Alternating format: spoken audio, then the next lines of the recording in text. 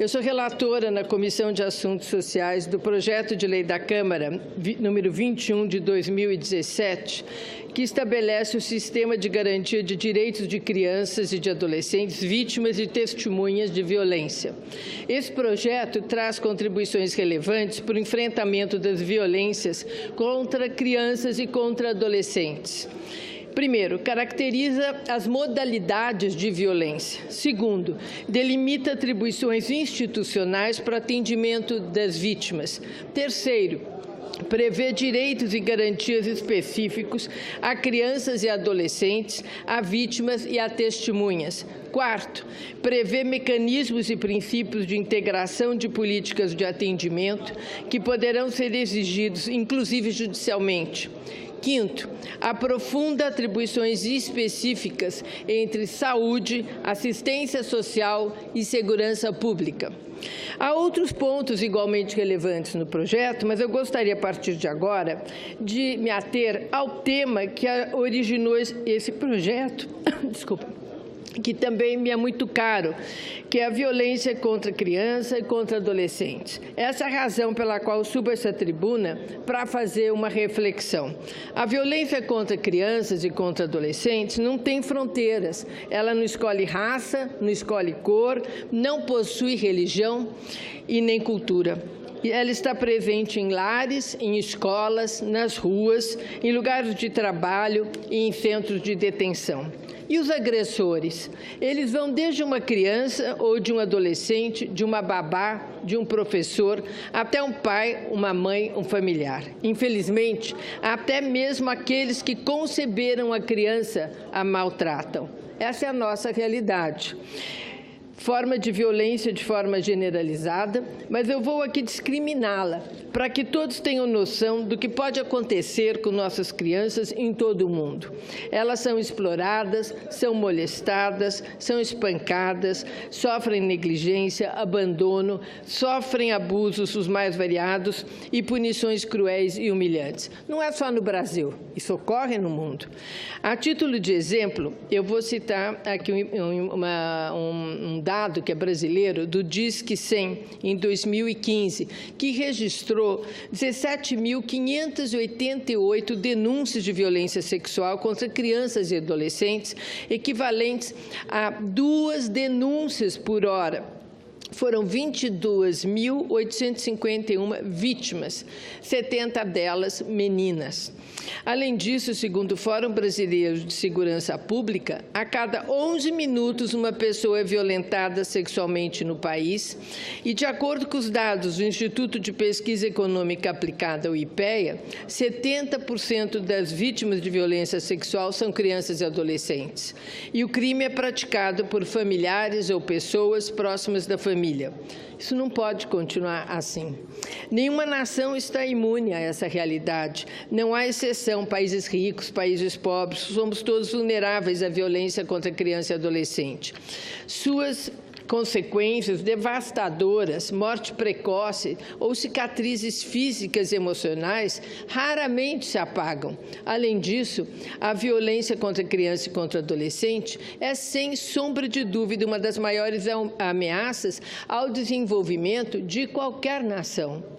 Um estudo publicado pela Revista de Associação Médica Brasileira afirma que experiências de violência ocorrida durante a infância poderão interferir de modo significativo no desenvolvimento futuro. Transtorno mental grave, déficit emocional, comportamento impulsivo, transtorno de hiperatividade, problemas de aprendizado escolar, bem como transtornos de conduta e abuso de substâncias psicoativas na adolescência. Como psicanalista que sou e que durante anos exerceu a profissão, atesto a importância dessa observação, a importância fundamental da primeira infância. O tema é atual, de extrema importância. A violência contra crianças e contra adolescentes adquiriu proporções alarmantes, tornando-se um problema de saúde pública no Brasil.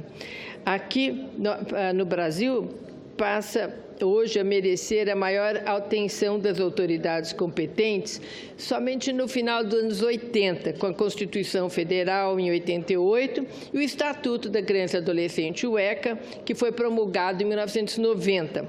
A legislação se tornou obrigatória a notificação de casos suspeitos ou confirmados, prevendo penas para médicos, para professores e responsáveis por estabelecimentos de saúde e educação que não notifiquem o caso. Segundo dados da Unicef, são de 2009, o Brasil possui cerca de 24% de sua população na faixa etária entre 0 e 18 anos. Nota-se, então, que aproximadamente 1/4 da nossa população necessita de um olhar diferenciado para se desenvolver plenamente e que, ao mesmo tempo, pode estar exposto à violência e à violação de direitos. Nós precisamos, portanto, de uma atenção especial de governos e da sociedade. Lamentavelmente, no Brasil, a violência contra crianças e contra adolescentes ainda é tolerada, é considerada normal. Uma das razões é que, por ser algo aparentemente tão comum, mas tão comum, que tornou-se banal. Às vezes você está em qualquer situação, seja no supermercado, numa feira, você vê um tapa numa criança, você vê... Isso eu estou falando de uma situação leve, né? Para não falar de abusos que nós temos ciência, que são extremamente mais complicados e penosos. Outra razão para essa banalidade é que nós temos poucos dados confiáveis para fazer esse trabalho aqui. Hoje, nós tentamos de várias maneiras, são pouquíssimos os dados de casos de como os jovens brasileiros percebem, as crianças e os jovens percebem o seu ambiente de segurança. A notificação dos casos de violência praticada contra crianças e contra adolescentes é extremamente deficitária. Isso dificulta imensamente a sua quantificação e, portanto, o conhecimento da real extensão do problema. Esse problema de desinformação, entre aspas, né, não é recente. Quando eu estava relatando na Comissão de Direitos Humanos o PLS 450 de 2013, que alterava o Estatuto de Criança e do Adolescente, eu me deparei com o mesmo problema. Pedi à consultoria da Casa que elaborasse uma nota técnica e que coletasse dados que nós não estávamos conseguindo ter. Foi aí que me defrontei com a verdade, nua e crua.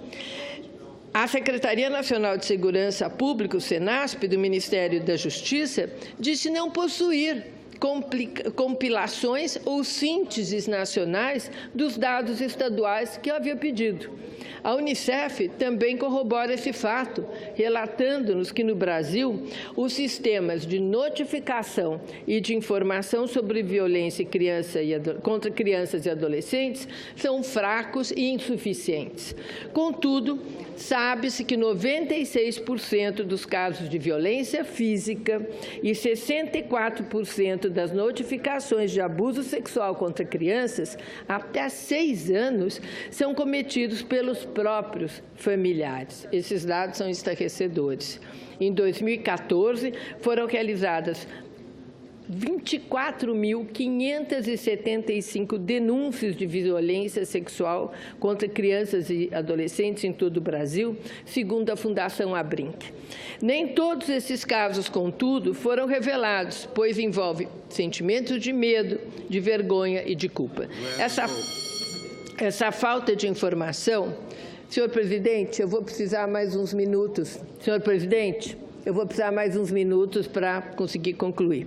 Essa falta de informação pode também estar diretamente relacionada à pouca relevância atribuída às crianças e aos adolescentes ao longo da história das sociedades. Até recentemente, sociedades concebiam crianças como seres limitados, eram vistos como pessoinhas que quase não tinham vontade própria, né? Depois houve uma dita evolução social, muito entre aspas, porque passaram a considerar as crianças como adultos em miniatura. Então, podiam ser explorados sem limites. Bom, atualmente esse pensamento transformou-se e esses pequenos seres humanos são considerados pessoas em desenvolvimento e com características próprias para as diferentes idades, com fragilidade fragilidades e com necessidades... Vossa Excelência permite uma parte? Pois não, senador Garibaldi, com muita honra. Eu, na verdade, queria perguntar à senadora Marta Suplicy, já que ela se aprofundou no tema, a respeito do Estatuto da Criança e do Adolescente. O que é que o Estatuto, essa legislação, tem feito pela criança e pelo adolescente? Isso vai precisar um outro estudo mais aprofundado, porque nós vamos precisar ter os dados do que o ECA já conquistou. Eu acredito que muito foi conquistado. Se não tivéssemos o ECA, nós estaríamos numa situação de abandono absoluto. Nós não estamos. Nós fizemos muitos progressos. Agora, essa situação que eu estou relatando da falta de números, também o ECA não fornece números. Então, nós temos um vazio de informação, a não ser essas esparsas que nós estamos colocando aqui, enorme. E acredito que essa situação é das mais sérias que nós enfrentamos, porque nós não podemos nos tornar uma nação com esta situação de violência, não só violência generalizada, violência específica contra a mulher, como aqui nesse plenário tem sido ressaltado inúmeras vezes, mas violência contra as crianças, que nós falamos muito menos aqui, muito menos. E é uma violência de indefesos, violência que gera depois um tipo de transtorno de comportamento, né, contra a sociedade e também de enorme dor para a própria pessoa, gigantesca. Quer dizer, esse projeto, que é um projeto que veio da Câmara, que eu vou relatar na CAS, ele veio na Câmara e estão pedindo urgência, né? Porque, inclusive, é um projeto que gostaríamos todos de poder aprovar até dia 6, que será a visita da Rainha Silva aqui no Brasil, que é uma das pioneiras da defesa de crianças e adolescentes. Infelizmente, não vai poder ser aprovado para sanção até lá, porque da CAS tem que ir para a CCJ. É um projeto que eu parabenizo a deputada Maria do Rosário, que teve enorme cuidado na sua elaboração. Ele foi aprovado por unanimidade na Câmara e eu acho que ele vai poder ajudar, principalmente as crianças, quando elas são levadas para as oitivas, que são uma verdadeira barbárie. Quer dizer, fala com o juiz, depois é levado para outro lugar onde tem que repetir tudo, depois tem que ir para outra oitiva onde tem que repetir tudo. Isso não existe mais no mundo. Hoje, a primeira fala da criança abusada ou do adolescente é feita numa sala especial, onde é filmado e é enviado para as outras instâncias onde ela teria que se manifestar. E quem faz isso tem uma ajuda de pessoas especializadas, inclusive de psicólogo, que sabe acomodar o tipo de pergunta que é feita para um adulto em situação de violência sexual ou outro tipo de violência física, que é feito de uma outra forma para uma criança, para que não traumatize mais ainda essa criança. Continuando. O Estado brasileiro de hoje reconhece os direitos de crianças e de adolescentes e a legislação vigente tem se mostrado mais a favor do que em períodos passados. Esse reconhecimento, contudo, claro, não é suficiente para garantir quase nada, né? Nós temos de avançar. No legislativo, nós temos que fortalecer o arcabouço legal na sociedade, a educação também e a vigilância permanente. Além da conscientização, os executivos precisam estar atentos nas cidades, nos estados e no país ao fortalecimento da rede de proteção social. Uma mulher espancada e filhos que apanham precisam de apoio material, locais para ficar, apoio psicológico, reinserção social. A própria questão da independência financeira da mulher é muitas vezes razão que poderia evitar grandes tragédias. Ainda sobre a questão da mulher e do amparo que o Estado pode lhe dar, eu lembro que o Senado aprovou no ano passado a proposta de emenda à Constituição 43 de 2012, de minha autoria, que inclui a mulher vítima de violência entre os beneficiários da política de assistência social estabelecida pela Constituição. Essa assistência já acolhe deficientes, crianças, adolescentes, idosos, mas havia deixado de fora essa parcela da mulher que sofre violência. Espero que a Câmara dos Deputados dê celeridade e devida importância a essa PEC, que já foi aprovada numa comissão. Lá tem que ter agora uma comissão especial. Eu gostaria de ressaltar também que o Conselho Nacional dos Direitos da Criança e do Adolescente, o CONANDA, aprovou de forma unânime a resolução número 163, que considera abusiva a publicidade e comunicação mercadológica dirigidas à criança. Uma criança, pessoa de até 12 anos é considerado, conforme o artigo 2º do ECA. Isso, senador Garibaldi, já é fruto do ECA. Essa resolução que proíbe esses... Lembra que era um danoninho por um bifinho, coisas desse tipo, e também aquela propaganda ensandecida de coisas para a criança comprar, que as crianças enlouqueciam os pais de vontade de comprar, porque estavam o dia inteiro nos programas infantis, e que isso foi fruto, essa resolução conseguiu passar já fruto dos esforços do ECA, que definiu especificamente as características dessa prática, como o uso de linguagem infantil, de pessoas ou celebridades com apelo ao público infantil em vendendo produtos, personagens ou apresentadores infantis, dentre outros. Temos também de estar sempre alertas e reconhecermos que crianças e adolescentes são prioridade para o nosso país. Deveriam ser, né? Às vezes são, mas é difícil. A maioria das vezes não são.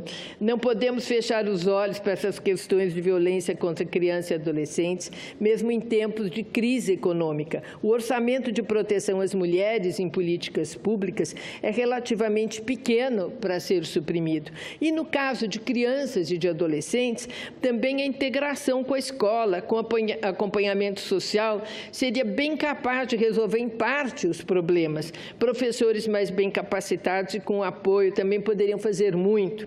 O Rio de Janeiro, eu tive a oportunidade de ter alguns encontros com a ex-secretária de Educação do Rio de Janeiro, Cláudia Costin, na época do ex-prefeito Paes, e eu fiquei muito impressionada com as experiências e bem-sucedidas na área de educação, quando colocaram pessoas dentro das escolas, professores mesmo, né, com mais sensibilidade, adequados para aquela função, que iam como antenas, detectando as crianças que estavam ou perturbando muito a sala de aula, ou sendo muito tímidas, não conseguindo se relacionar, sempre com alguns sintomas que são ou de abuso sexual ou de abandono, e como conseguiam acompanhar essas crianças com prioridade para aquela pessoa destinada àquela situação, a professora destinada para isso, e resgatá-la. E muitas eram com esse acompanhamento e visitas nas casas, eram crianças de rua. Eram crianças que não tinham pai nem mãe. Aí lembrei de um assassinato que teve de 2 meninos em São Paulo, que estavam com marginais, iam para a escola, saíam da escola, a mãe estava presa, o pai estava preso, as crianças estavam ao léu. E isso tem na escola, né? O que nós não temos é uma direção para essas escolas, que tem que fazer alguma coisa com essas crianças, e tem que ter um encaminhamento, que se nós formos ver também os conselhos tutelares, são completamente abandonados. Não tem carro, não tem telefone, não tem verba para atuar. Então, essas são preocupações que nós deixamos de lado, porque nós falamos da crise, dos assuntos econômicos, de tanta coisa importante, inclusive de tanto da mulher, e nós temos relegado a questão da criança e do adolescente. Né? Na escola, é sempre possível você poder fazer essa valorização do trabalho do professor e obter resultados fantásticos.